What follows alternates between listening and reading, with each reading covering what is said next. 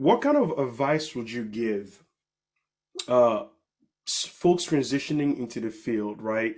Some really hardcore foundational advice that are help going to help them thrive in the next 5, 10 years in this industry. Let's start with Renato with this one. Sure. So for me, it's what I have heard even from like Dave specifically, you mentioned like collaboration. And I think like doubling down in these skills of how to work with people and basically how can you make your work be part of a team and not actually assume that you're going to be working in silo.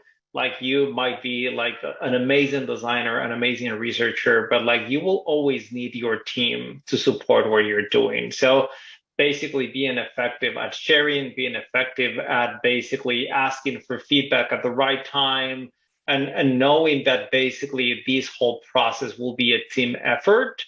I think that will be critical for like basically being a successful part of a team overall. Like doesn't really matter the profession you are, but obviously for design, like works like obviously perfectly.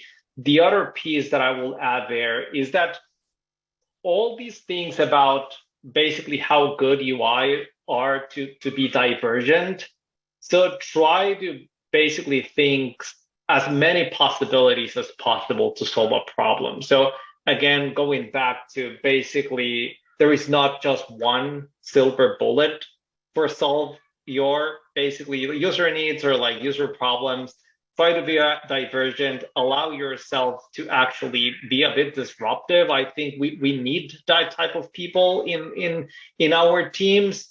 Obviously, that doesn't mean be unorganized because we're part of a team, but like being disruptive, being like I would say bold most of the time, that's definitely needed to be successful and to have I would say like maybe a long-standing career on what we do.